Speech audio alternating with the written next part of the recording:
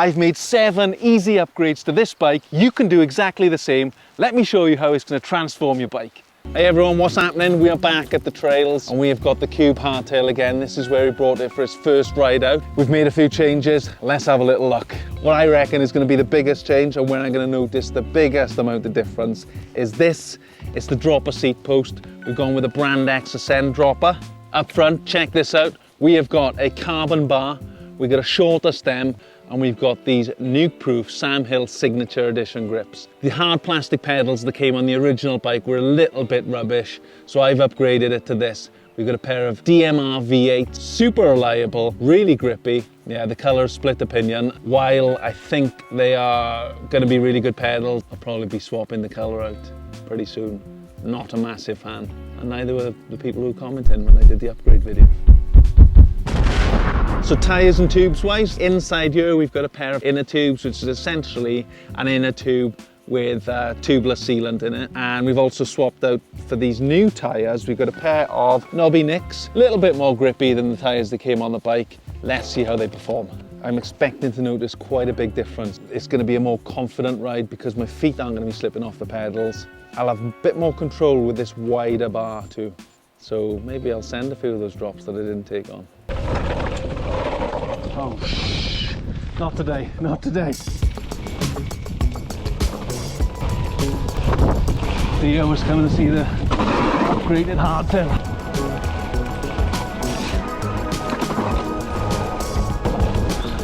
It was good.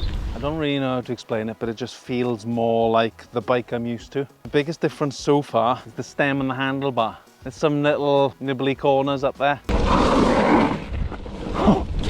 Just felt like you got a bit more control, therefore gives you more confidence. However, it does mean you go faster, and so you need to really rely on these brakes. With the longer stem and the shorter bar, you were sort of compensating for the corners coming up, whereas now you're just flipping blasting full pelt, and it gets a little bit wild, which I think is a good thing. That's the point of mountain biking, isn't it? Pushing it to the edge, but not quite literally over the edge.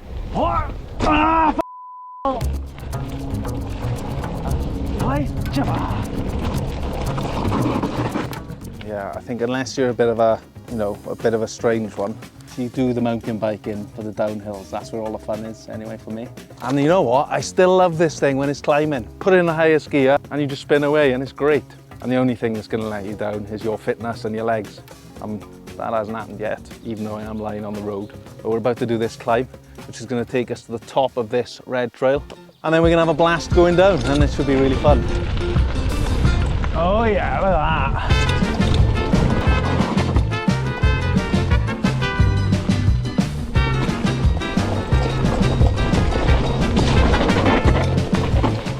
Where's that little drop?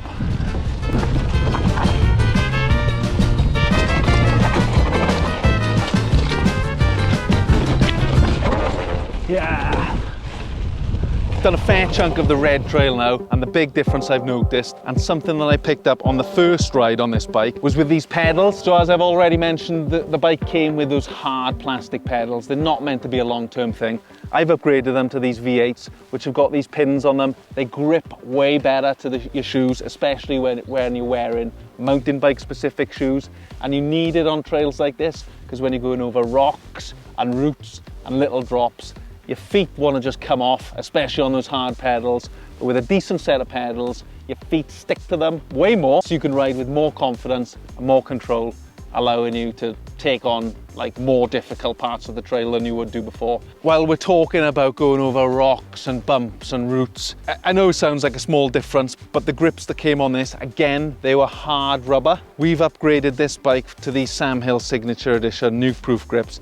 I mean, you can already see how soft that rubber is on there. These are way softer, so that's going to be way more comfortable, especially for long days when you're riding a bike. And the difference that they make is really significant. I think this time the bike was working with me. Right. Last time it was kind of working against me, with all those little things creeping in. Oh, the thought, if I do that, is my foot going to slip off? Yeah, catch on that root or the stump. You'd less to worry about. Exactly. Exactly, 100% more focused on the ride this time. With all these little parts, and they all come together just to give you that little extra oomph to take on different things, harder lines. Right then, we've just done a bit more red trail. We've come up a bit of a kick of a climb there.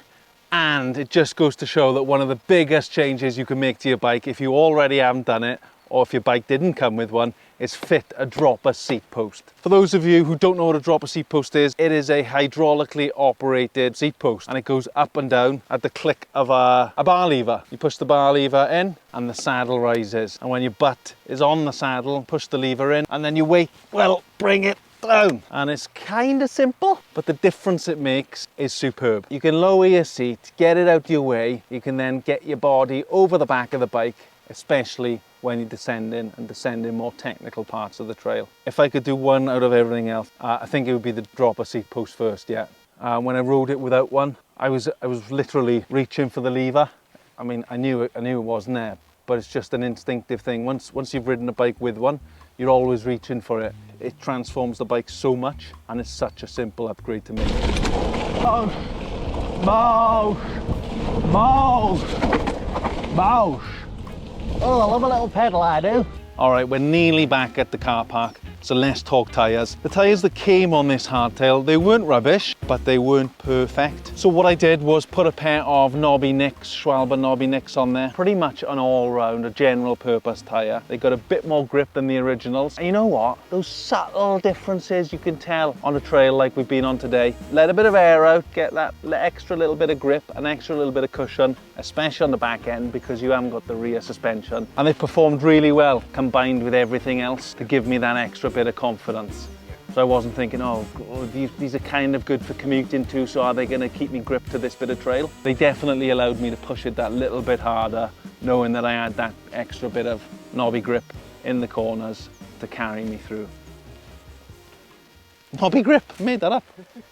I had a thought, I had a realization. You know what hardtails are like? Minecraft, bear with me. You look at Minecraft, what I do, and I think, why would anyone play this? You got games with insane graphics, great stories, but why do people go back to Minecraft? It's simple. And I was climbing there thinking, that's what a hardtail's like. You look at it and you think, why would you bother when you've got full suspension bikes, enduro full suspension bike, trail full suspension bike, short travel for full suspension cross-country bikes, downhill bikes, free ride bikes, slope style bikes, jump bikes, all the rest of it. And that's just simple. And that's the beauty of it. It's simple, you know what you're getting with it, and it's up to you to do with it what you want to enjoy it the way you want to enjoy it.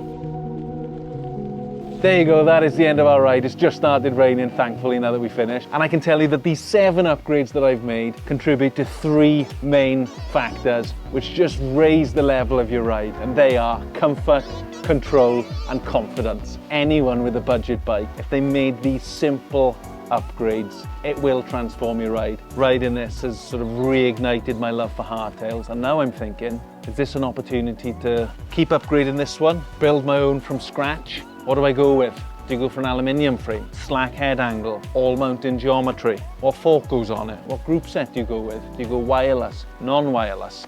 Like, my mind's blown. The opportunities are endless, and that could be a little ride that we both go on together. If you want to join me, let me know down in the comments. It could be good.